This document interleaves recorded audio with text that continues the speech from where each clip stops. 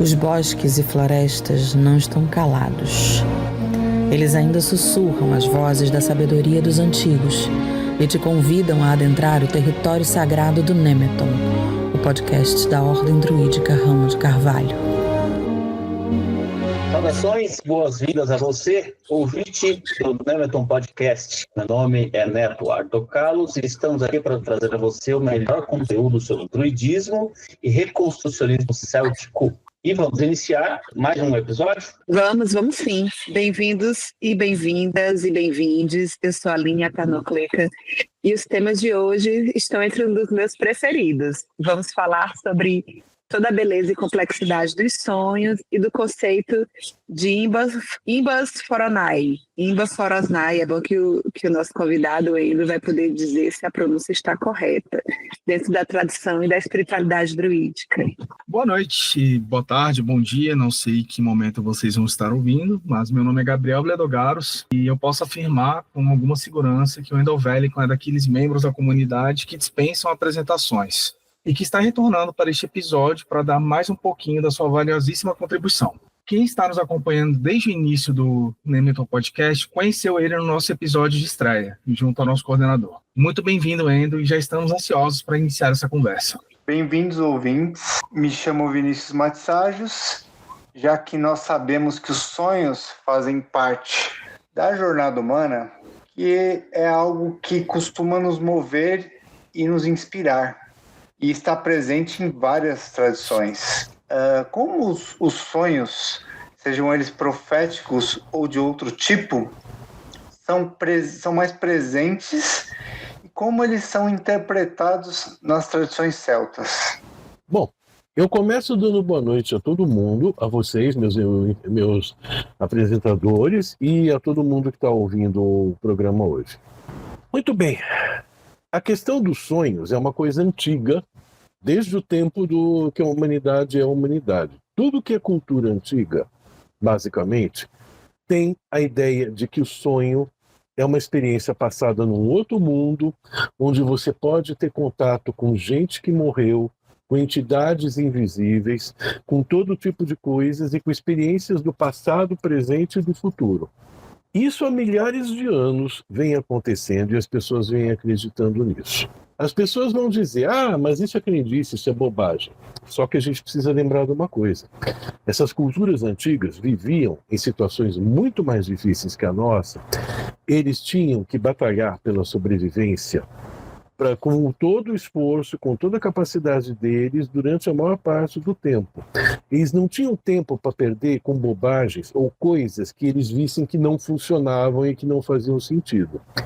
Se foi importante para eles manter essa crença durante milênios, é porque alguma coisa funcionava na vida deles quando eles levavam os sonhos a sério e tratavam eles como experiências dignas de interpretação e de busca específica. Tanto a questão dos sonhos naturais que vêm espontaneamente, quanto aqueles sonhos que você deliberadamente induz ou busca para conseguir a visão que seja a resposta para o seu problema.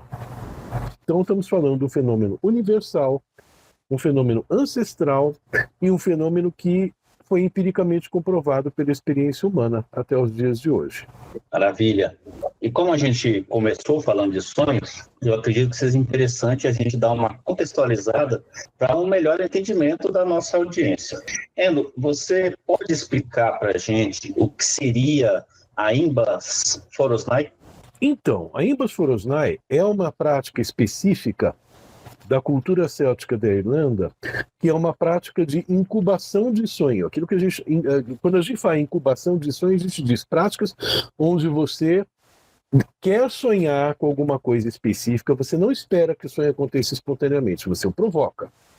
Então, nessa prática específica, no Imbas Forosnai, a pessoa em questão, que provavelmente é um druida treinado, não é o tipo de coisa aberta para a população como um todo, ela tem uma pergunta ou uma coisa que ela quer saber.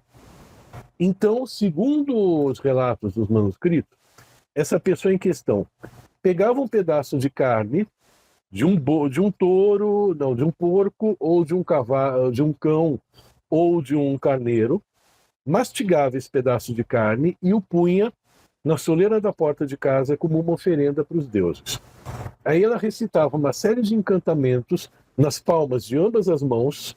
Aí ela se deitava, cobria as faces assim com as mãos e se deitava para dormir e sonhar. Esse sonho, em princípio, era o sonho que dava a resposta ao problema que a pessoa tinha buscado. Essa é uma prática testada nos documentos antigos. É uma das práticas que São Patrício condenava como sendo uma coisa demoníaca por conta do aspecto da oferenda de carne e das orações. E tem dos elementos importantes aí que são a invocação aos deuses, aos quais você oferece a carne e você partilha da carne. Você mastiga um pouco e tira da boca e pronto. Então, os dois estão comendo da mesma comida, que normalmente é um tabu no mundo celta. Você, quando faz uma oferenda, você não come dessa oferenda. Nesse caso específico, o tabu é quebrado para estabelecer um vínculo de ordem mais intenso e para estabelecer um elemento de perigo também. A pessoa meio que diz: estou pondo minha vida na reta, estou aqui me arriscando para conseguir essa resposta, que os deuses vejam o meu sacrifício e se dignem em me responder. Essa carne, ela era crua ou era preparada? Crua. Tem esse aspecto primitivo, que provavelmente sugere uma origem pré-céltica, mas é carne crua. Deixa eu falar uma coisinha. Por coincidência, entre aspas, eu descobri um vídeo no YouTube, Imbas Forosnai, é um curta-metragem irlandês.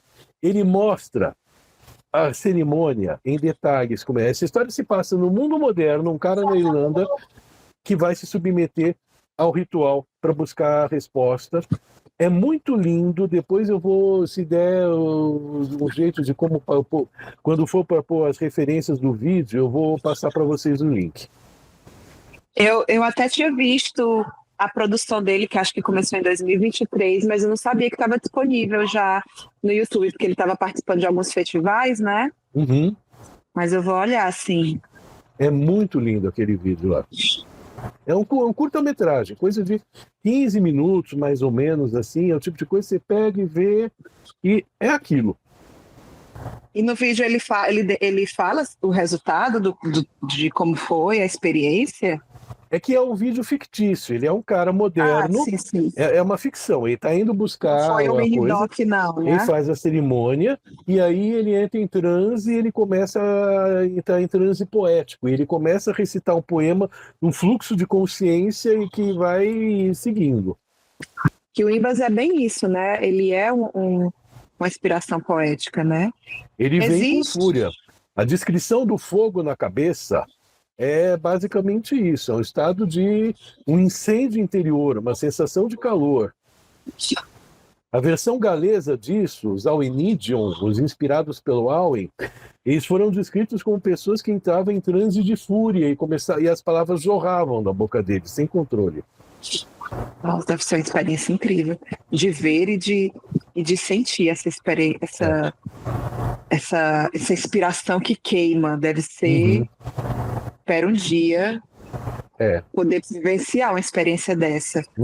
E pensando sobre isso, existe alguma técnica ou alguma prática específica que possa estimular esses sonhos proféticos, os lúcidos, ou que eu possa, quem estiver ouvindo também, que possa começar a exercitar para poder receber essa inspiração? Existem dúzias de práticas. A gente, primeiro de tudo, o mais básico que as pessoas descuidam é: você tem que trabalhar o aspecto mundano do sono e dos sonhos. O que a gente chama em medicina de higiene do sono. Aquele negócio básico que você vai, se prepara para dormir pelo menos 1 hora antes, vai desligando tela de computador, tela de celular, televisão, vai relaxando, vai tomando um banho, vai pondo uma roupa mais confortável, não vai dormir tarde, não fica rolando tela no celular, vai dormir com alguma comida na barriga, não em jejum, mas também sem uma feijoada pesando. Essas são coisas que as pessoas estão esquecendo de fazer hoje em dia.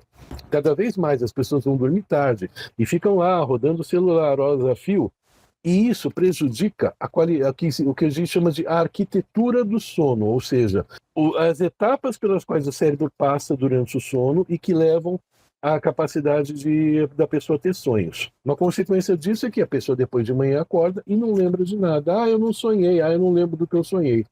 É um sono de qualidade ruim. Então, primeiro de tudo, começa pela base, começa pelo fundamento, que é ter um sono saudável.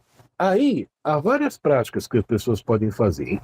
Das mais simples, incluem talismãs de sonho. Tem coisas no mundo natural que têm propriedades associadas à questão do sonho. Pedras. Você tem a ametista e você tem uma que é meio difícil de achar, mas se você pegar em casa, algumas casas de pedras tem, que é o diamante Herkimer. Ele é um tipo de cristal de quartzo curto e muito transparente. Ele tem uma vibração que induz o sono e os sonhos, a experiência visionária mesmo. Talismãs vegetais, você tem coisas que vêm desde a antiguidade clássica. O louro, a artemísia, a folha de amoreira. São coisas que você pode pegar e pôr embaixo do travesseiro, ou pode embrulhar num lenço e pôr esse lenço debaixo do travesseiro também. Se houver tempo, a gente vai falar de uma coisa também, que é um pupurri de sonho, que é uma mistura de ervas aromáticas que você faz, você põe num potinho e cheira à noite, quando você vai dormir, para induzir os sonhos, ou você põe num saquinho de pano também, cheira e põe embaixo do travesseiro. São 9 ervas, não são difíceis de encontrar e que têm essa propriedade de facilitar a lembrança do sonho.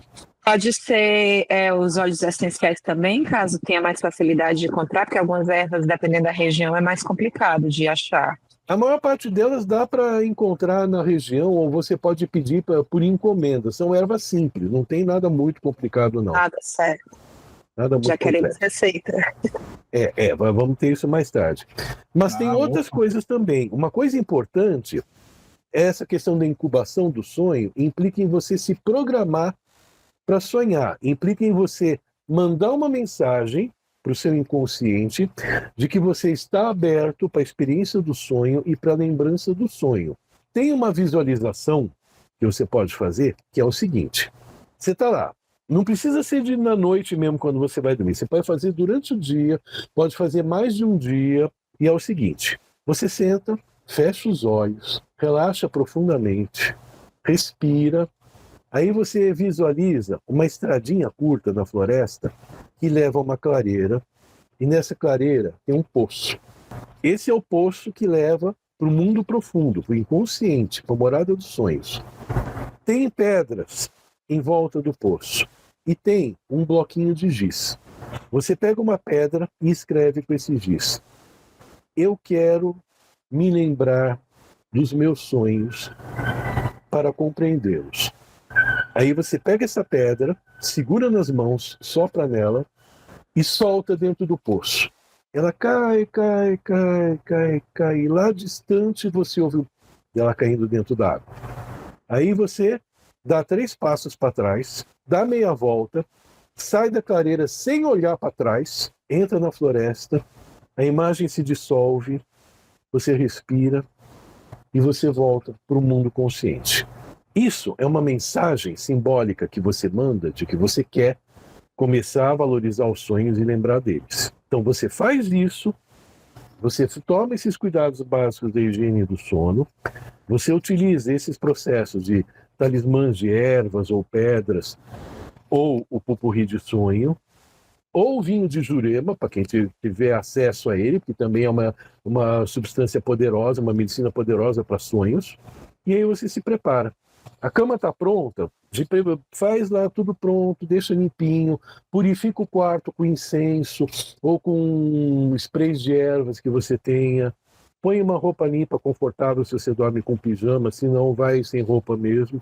E aí você senta na cama e você repete: eu quero me lembrar dos meus sonhos para poder compreendê-los.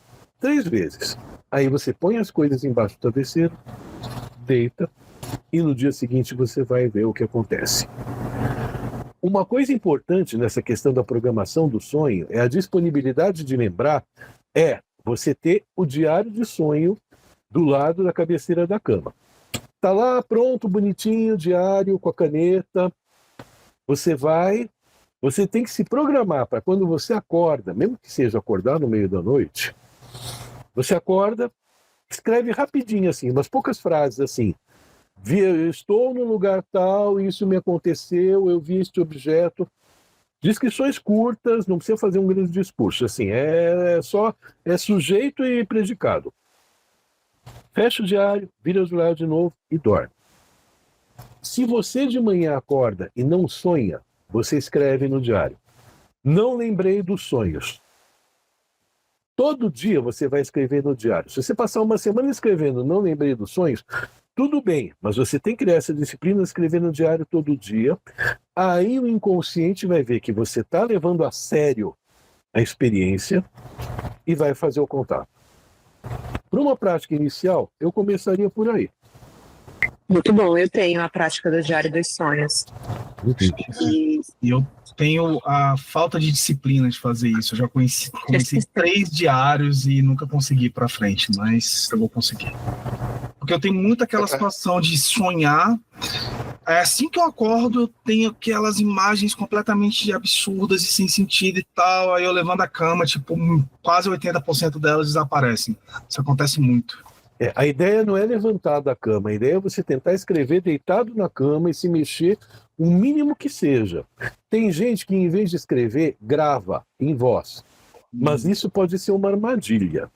Eu vou contar a experiência do meu pai, que ele foi tentar fazer essa experiência de gravar sonho, em vez de escrever, para não acender a luz do quarto, para não acordar minha mãe e tudo mais. Ele fez isso, sonhou, acordou, chegou, gravou no gravador. No dia seguinte, ele foi ver a gravação. Então, a paisagem era...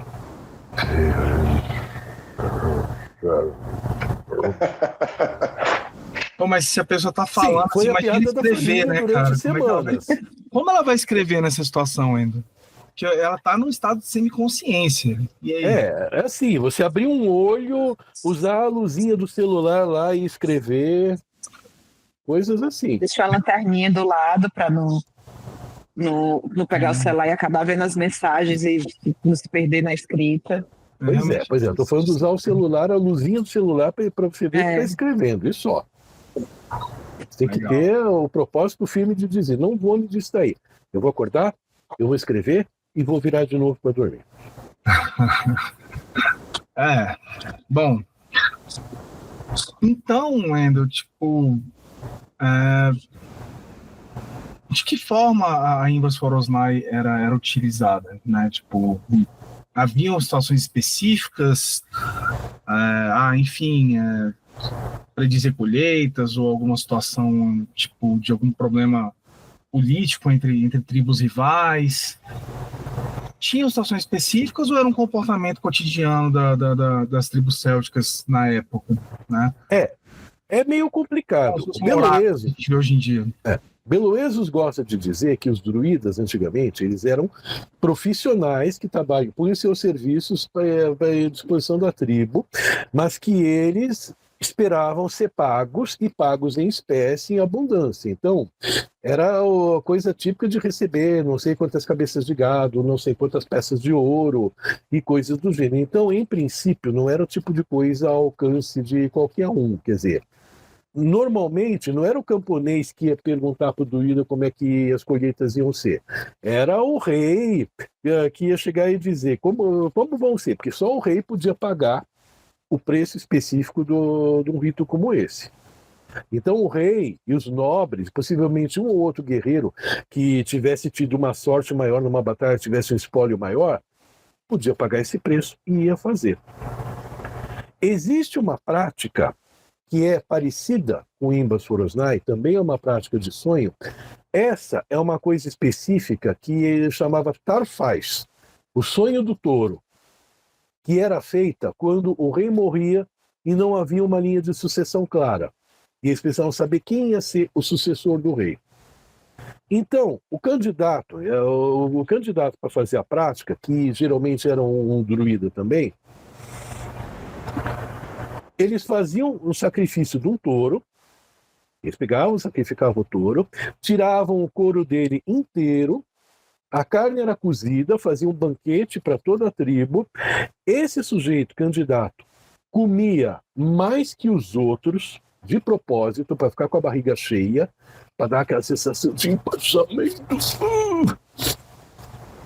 Aí ele era posto dentro da pele do touro, que era costurada, e era posta numa cama. E aí 4 druidas, um em cada lado da cama, ficavam recitando continuamente os encantamentos. Encanto da verdade, encanto da verdade, encanto da verdade, durante a noite inteira.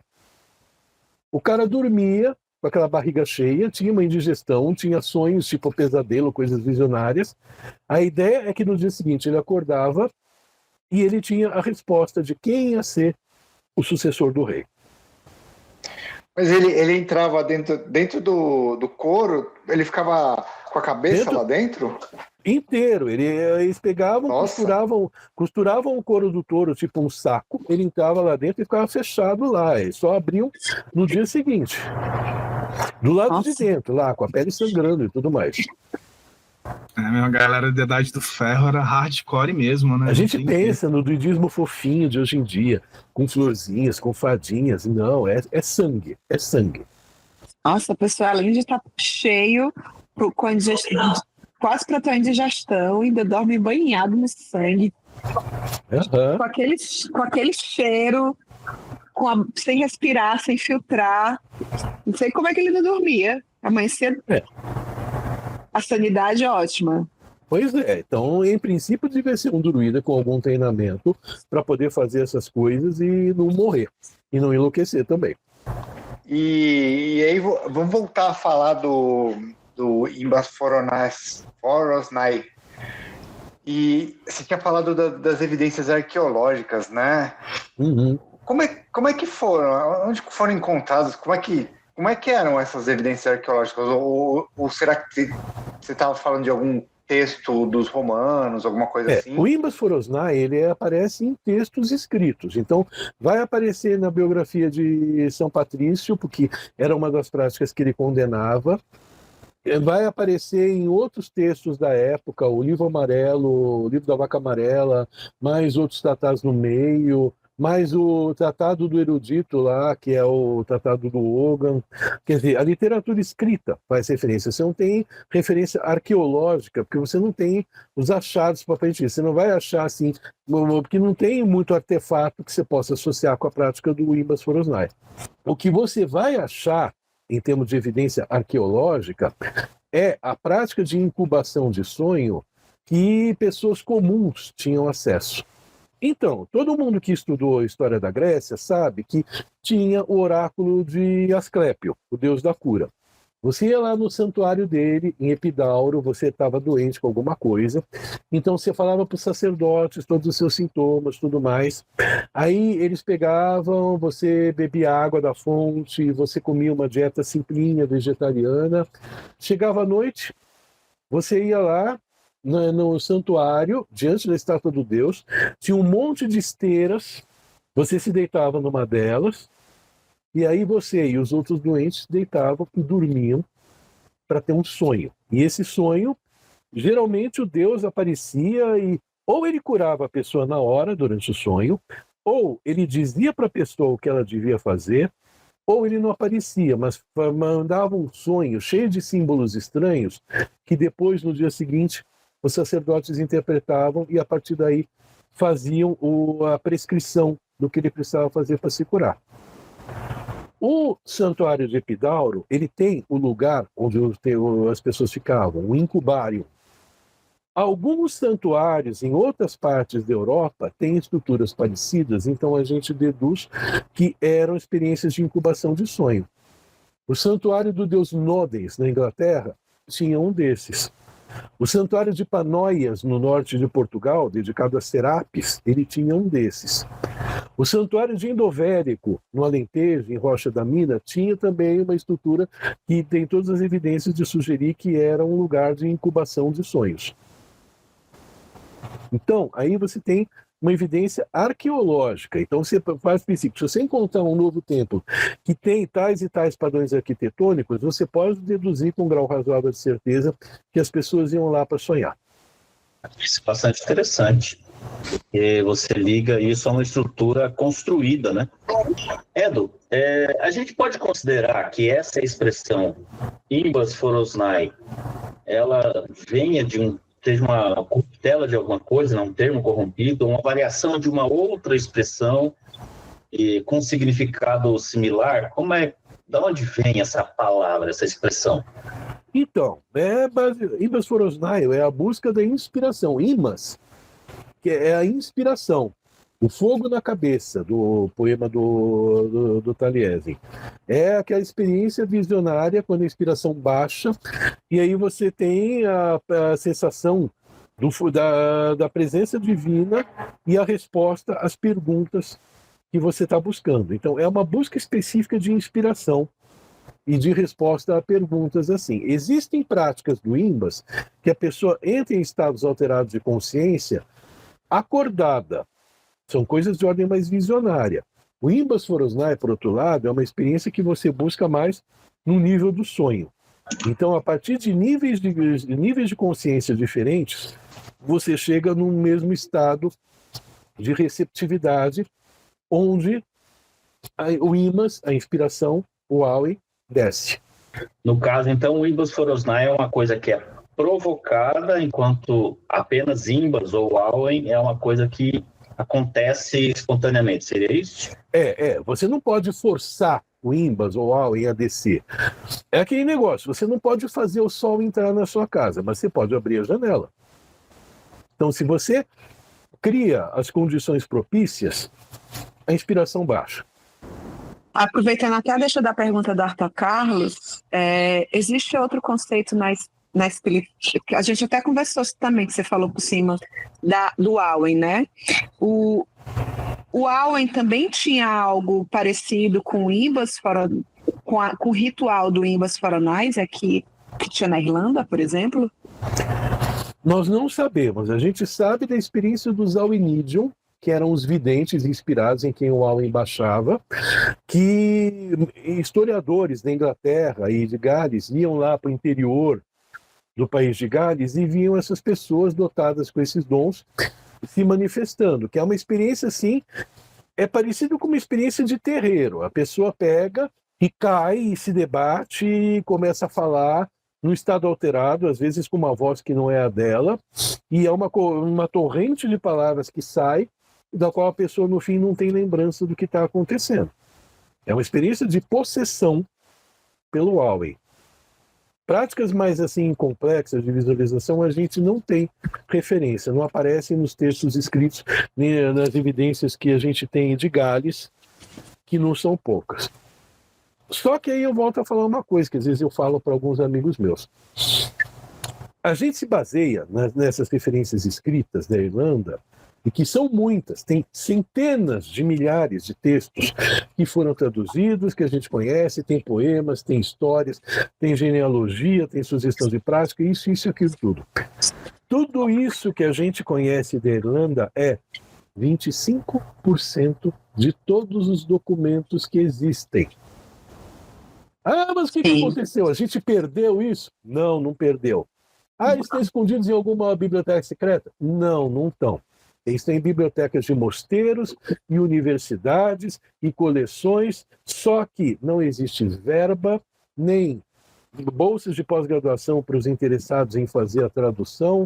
Em consequência disso, eles estão lá adormecidos, esperando que o príncipe encantado venha e dê um beijo. Para despertar, né? Fora que ainda tem que ter a interpretação, por causa que a gente sabe que os montes de copistas transformaram muita coisa no texto mais cristianizado, né? Eu até uma vez... Pode falar. A questão é a seguinte, esses copistas que fizeram a versão cristianizada, eles eram druidas. Quando a cristandade veio para ficar, muitos deles, assim, em massa, se converteram, entraram para a igreja e foram virar monges copistas. Aí, como monges, eles já não estavam mais sujeitos à proibição ritual da escrita. Aí eles começaram a escrever tudinho que eles tinham guardado dentro da cabeça, da memória deles ali, para manter os textos vivos. Tinha uma outra coisa, referência cristã, eles punham assim para inglês ver, para ficar bonitinho. Então você vê coisas como, por exemplo, o Tain, a Caçada dos Bois de Cooley, que é a Ilíada irlandesa, ele foi escrito lá pelos monges e tudo mais. E no fim tem uma anotação dizendo: eu escrevi esse texto, mas eu não ponho fé nele. Essa coisa que fala de deuses e demônios estranhos, eu só escrevi por obrigação para manter a coisa escrita, mas ninguém seria tolo bastante para crer nessas coisas. Ele escreve isso e dá uma piscadinha assim. Adoro. Então, não é dizer que as coisas se perderam, elas estão lá. Eu lembro do nosso encontro lá no Paulista do ano passado, de você ter me feito essa revelação bombástica. Eu lembro da sua expressão de horror e choque. Sim, todo mundo tem isso quando escuta. Nossa, mas é para ficar horrorizado mesmo, porque imagina só, se cerca de 75% de todo o material que foi produzido tá aí simplesmente não traduzido por falta de interesse, né? Complexo. Mas vamos prosseguir falando de coisas que os cristãos adoram, que são deuses pagãos. Então, Endo, haveriam divindades que teriam alguma relação direta com Imbas Forosnai ou com os sonhos per se? Ou não teriam? Como é Pois que é.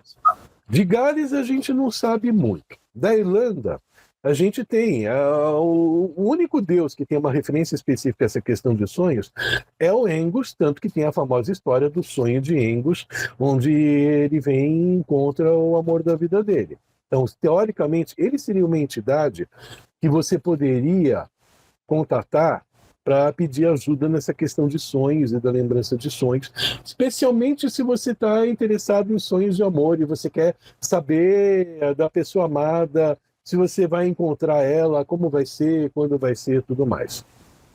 O Nodens é um deus dos bretões da Inglaterra, ali no norte da Inglaterra. Algumas pessoas associam ele ao Nuada, pela questão linguística, e é o templo do Nodens, em Linden, que tem essas evidências de que tinha um incubatório. Então, também seria um deus que você poderia invocar para essa questão.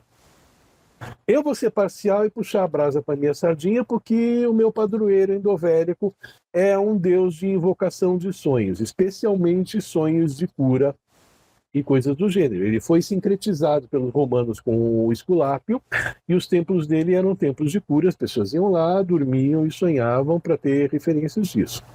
Então a gente já tem pelo menos 3 deuses que poderiam ajudar nesse aspecto. Mas é aquele ponto. A gente precisa lembrar que os deuses celtas, eles não são assim tão especializados quanto a gente faz ideia, baseado em outras culturas. Você vai pegar, e eles todos têm uma tendência meio polivalente, não importa o Deus que você cultua, você pode pedir para o seu Deus ajudar você numa experiência de sonho. Não tem problema. A Morrigan vai saber te ajudar numa coisa dessas. O Dagda vai poder ajudar numa coisa dessas, assim. Então não tem... Embora você tenha Deus que você sabe que funciona nesse aspecto, começa primeiro com quem você já tem uma relação próxima, e se você não estiver conseguindo muito resultado por essa via, pede licença e vai pedir ajuda para os outros. Muito bom. Aí, não sabia que Endovelicon se manifestava por meio de sonhos, né? Sonhos de cura, sonhos bem interessantes. E aí, indo para um outro lado, e comparação com outras culturas ou práticas, você sabe se tem alguma prática xamânica de outras culturas que possui alguma similaridade entre o Imbas Forosnai e a cultura local, assim? Toda cultura tinha práticas a respeito dos sonhos. Algumas incluíam o uso de plantas de poder. Especialmente no norte da Europa, você usava cogumelos e coisas do gênero. Algumas incluíam essas práticas de incubação, às vezes experiências de jejum, ou comer carne curtida e ficar sozinho no mato durante uma semana, ou invocações mesmo a deuses. Num dos encontros paulistas, há 2 anos atrás, eu ensinei para o pessoal um encantamento que vem dos papiros mágicos gregos, que são aqueles documentos de magia que foram escritos nos primeiros séculos depois de Cristo, que era uma encruzilhada de cultura grega, egípcia e hebraica.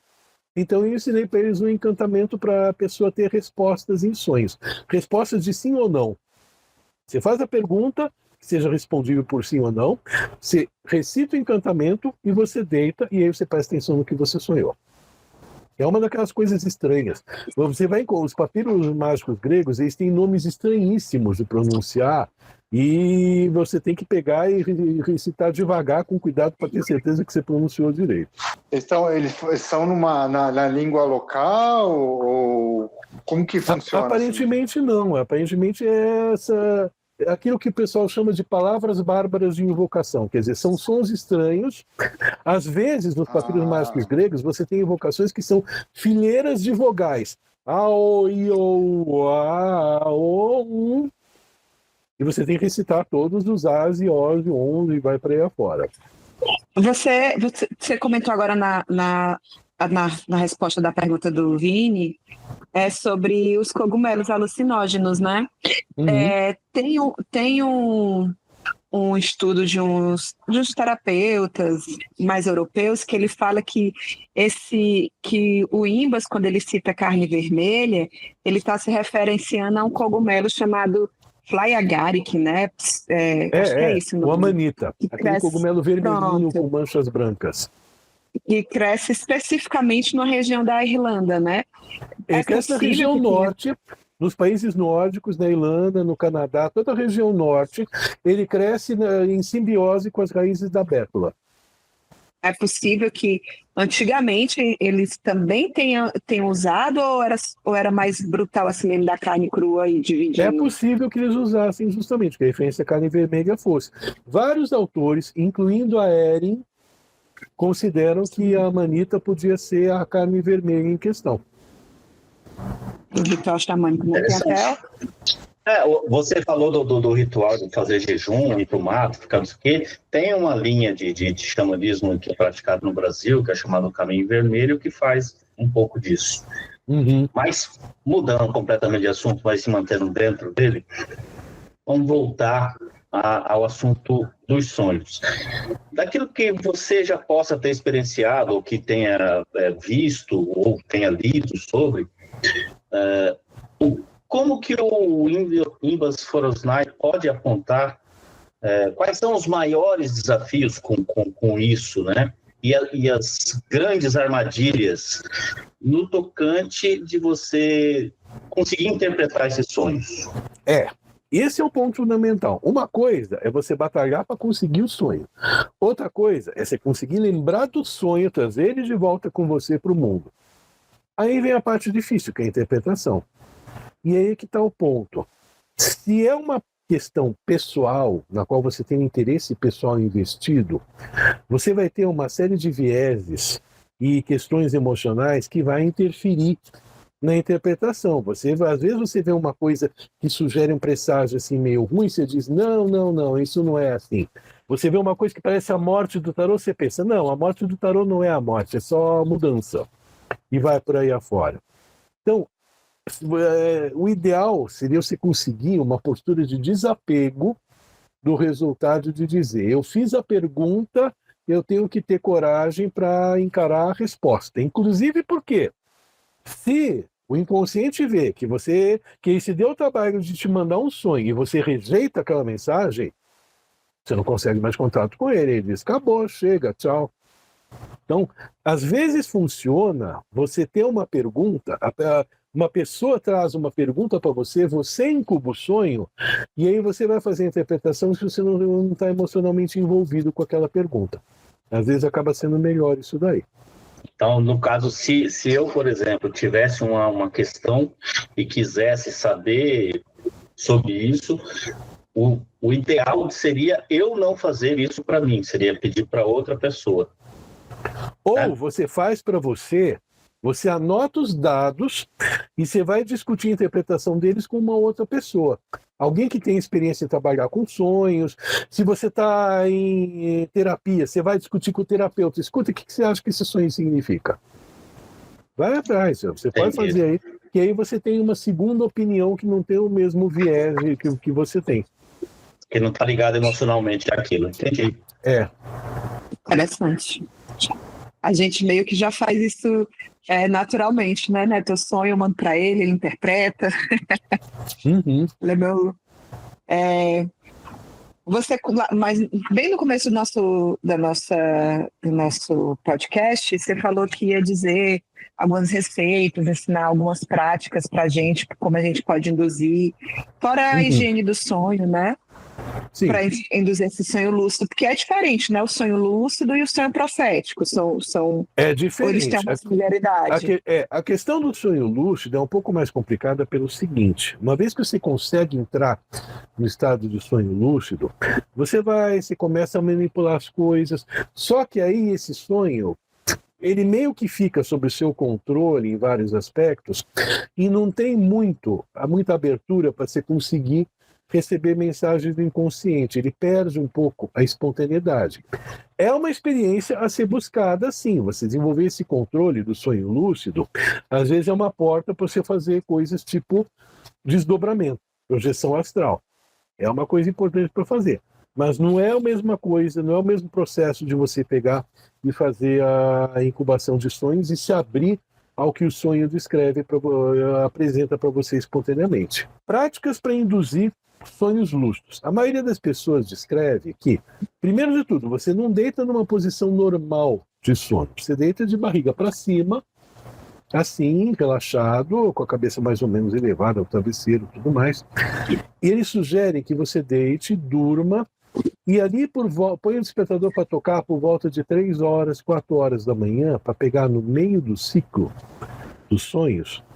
Aí você acorda, nessa posição, acordado, você relaxa o corpo cuidadosamente, você deixa a respiração ficar tranquila, e se você mantiver essa mente tranquila e esperar, aí começa a ter uma sensação de formigamento e vibração pelo corpo, que vai vindo, vai pegando o corpo inteiro, e se você aguentar isso e não ficar aflito, nem emocionado, oh meu Deus, eu vou conseguir agora, aí você pega e tem o sonho. Aí você embarca no sonho e vai. E a receitinha lá do pupurri que você tinha falado? Receitinha do pupurri. São 9 ervas. Isso vem de um livro de magia herbal chamado Viridaris Umbram, o Jardim das Sombras, de um cara chamado Daniel Schulk. Não tem tradução em português. É um livrão enorme de 900 e tantas páginas. Tem, assim, milhões de receitas e práticas de plantas para fazer. Essa receita em questão tinha 7 ervas e 2 delas não tinha como conseguir aqui no Brasil. Era a Ditania de Creta e a Bittersweet. Eu troquei por 2 que a gente tem aqui no Brasil, que são mais comuns, que são a Jurema Preta, que a receita original tem a Ruda Síria, que faz par com a Jurema Preta, e o Mulungu, que é uma raiz que ajuda a dormir. E aí, né, eu acabei juntando a cidreira no meio, e aí o resultado final ficou uma receita de 9 ervas. A lista aqui, ervas secas, todas elas. Louro, tomilho, lavanda, camomila, a Ruda Síria, a Jurema, o mulungu, a cidreira e a artemísia. Aí você pega essas 9 plantas secas, você conjura cada uma delas, quer dizer, você põe entre as mãos e você reza e entra em contato com a erva e pede que ela desperte as suas propriedades para ajudar no sono e no sonho. E aí, um punhadinho dessas todas, você pega, mistura bem com as mãos e põe em um recipiente que não seja nem plástico, nem metal. Eu tenho, no meu caso específico, eu tenho um potinho de pedra que tem as ervas dentro e fica fechado aqui. Tem que ser uma coisa com tampa que você possa fechar. Aí de noite, quando você já for preparar para deitar na cama dormir, você pega, abre o pote, aspira a mistura das ervas, o cheiro é uma delícia, fecha o potinho de novo e deita e dorme. Ou você pode pegar um pedaço de pano, assim, uma coisa porosa, tipo chita, assim, pano mais assim, cheio de poros. Você põe um punhado dessas ervas dentro, você amarra com um nó, e aí você pega esse paninho, você pode cheirar e põe embaixo do travesseiro. É uma receita simples, são ervas fáceis de encontrar em casas de ervas, em todas as regiões do Brasil, não tem nada exótico. E funciona, viu, gente? A Artemisia, a camomila com a lavanda, eu já testei as três, elas realmente funcionam, tanto fazendo infusão, você consagrando, fazendo infusão e antes de dormir, que é tanto que são as que eu mais uso nas minhas druidols, que são voltadas para o onírico, né? Só mas que é o seguinte... Eu vou testar. Essa mistura de 9, em princípio, não é para fazer como chá ou infusão, pelo seguinte: essas ervas, isoladamente ou combinadas em grupos, todas elas são inofensivas, mas ninguém estudou a mistura das 9. Então, sim, eu não ponho minha mão no fogo por nenhum de vocês que tente fazer uma coisa dessas assim. É só para cheirar. Por isso que eu usei só as que eu já tinha ingerido, e que eu já vi que podia misturar, tipo a lavanda e a camomila e a Artemisia. Pronto. São as que não é comprovado. Exatamente. E não me deu nenhum... Nada de querer beber coisas que não são testadas, gente. Exatamente. Isoladamente, todas elas são inofensivas, mas ninguém sabe o que as 9 juntas podem fazer. Principalmente a jurema, que ela é bem forte, né? A jurema, até junto com a ruda síria, que a ruda síria amplifica o potencial da jurema. Olha aí. Digamos assim, a arruda síria tá para jurema, como a folha da chacona tá para o cipó do jagube, da ayahuasca.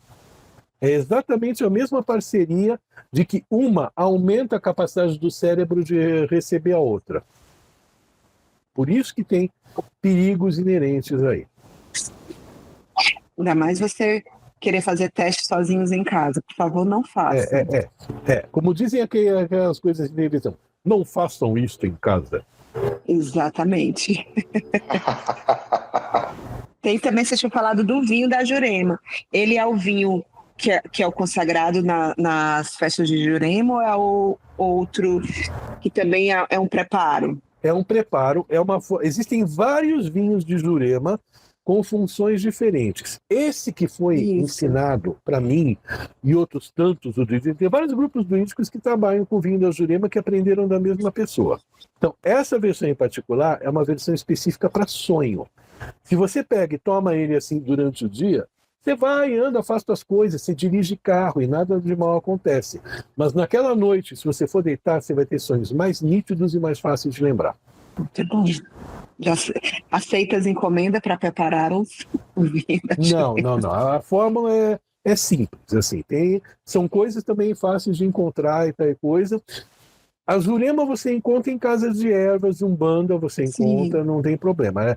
É a Jurema preta, e o material em questão é a casca da raiz da Jurema preta. Então, você vai fazer 2 preparados, mais ou menos ao mesmo tempo. Uma panela, você vai pôr 1 litro de cachaça, aí você põe 3 colheres de sopa dessa casca de Jurema, e aí você esquenta isso em fogo baixo. Fogo baixo, não é para deixar a cachaça ferver. E você vai deixar ela quentinha ali nesse estado pré-fervura por 20 minutos. Se você perceber que está fervendo e não puder abaixar o fogo, tira ela do fogo um pouquinho, depois põe de novo, depois tira. Então você tem que estar lá junto. Então, 20 minutos disso, você tira ela do fogo. Aí você faz a panela número 2, uma panela mais ou menos grande. Você põe 1 quilo de açúcar cristal, 2 litros de vinho, aí você vai pôr 2 maçãs picadas, 2 paus de canela, 13 cravos da Índia, sem aquela bolinha, uma garrafinha de xarope de guaraná, um pedaço de gengibre.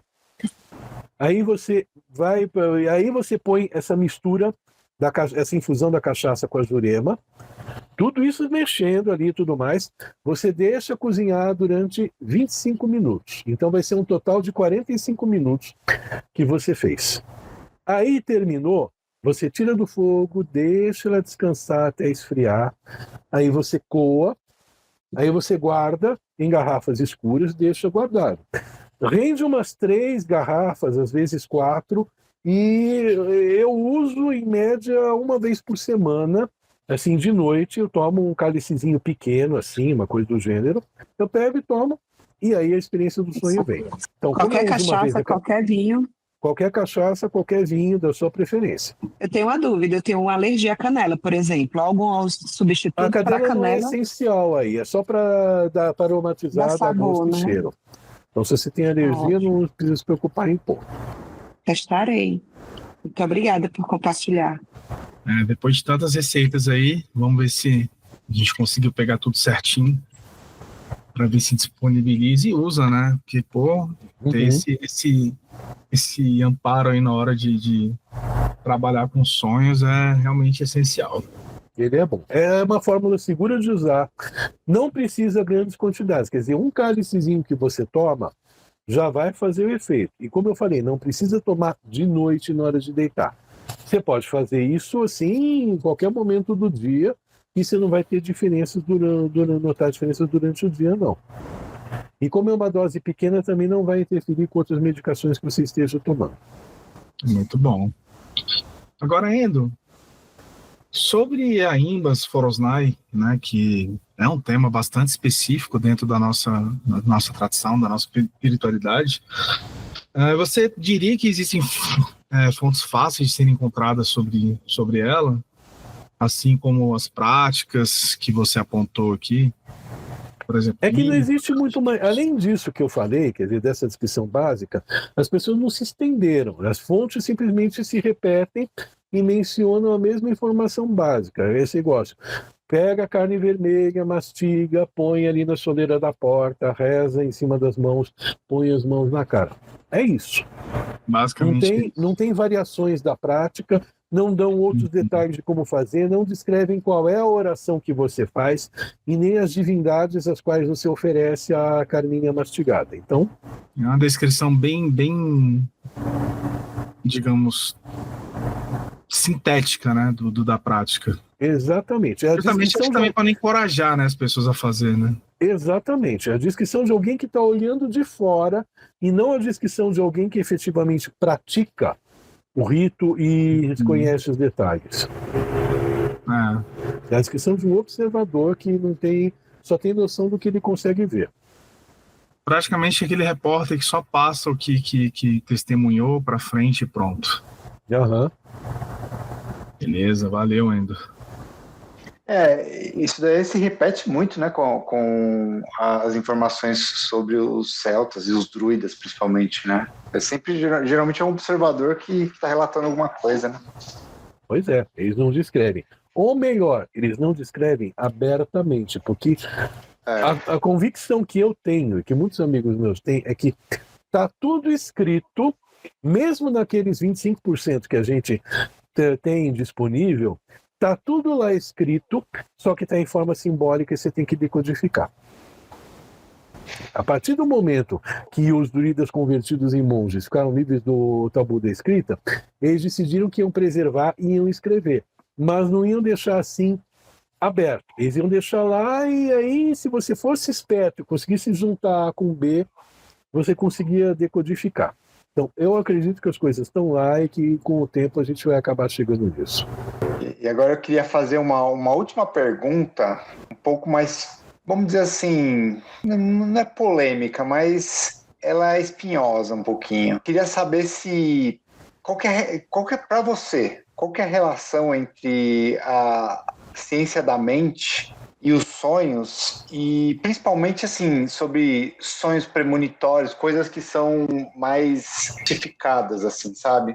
São mais o quê? E aí, mais místicas, né? Porque a ciência estuda sonhos, mas estuda sonhos premonitórios, né?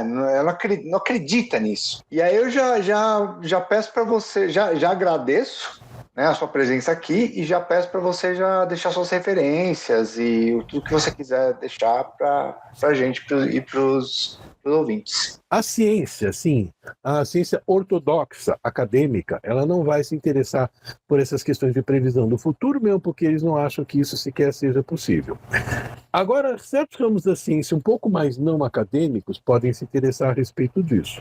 Eu não trabalhei tanto com essa questão de sonho profético, de ver o futuro, eu sei de outras pessoas que trabalham mais com isso, eu não é da minha experiência pessoal, mas ano retrasado, no Congresso Paulista do Idismo, eu fiz uma apresentação sobre visão remota. Não sei se vocês ouviram falar sobre isso, que é a prática de você fechar o olho e descrever um evento, uma coisa que está acontecendo no quarto ao lado, na casa ao lado, no país ao lado, em casos específicos no planeta ao lado.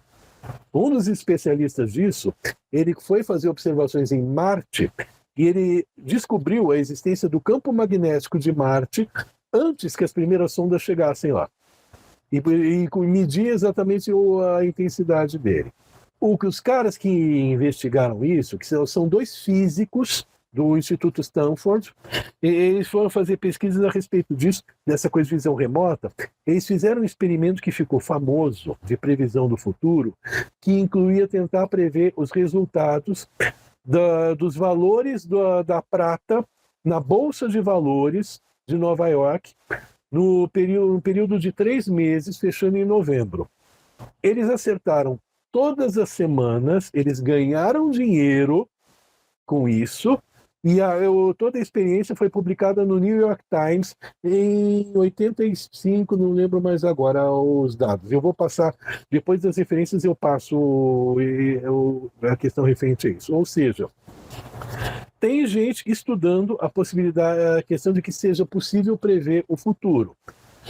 Não é o tipo de coisa que a maioria dos cientistas vai pegar e vai fazer, mas tem quem estude, tem quem faça. É questão de, às vezes, você ter um pouquinho mais de iniciativa e não ter medo de passar ridículo e ver o que acontece.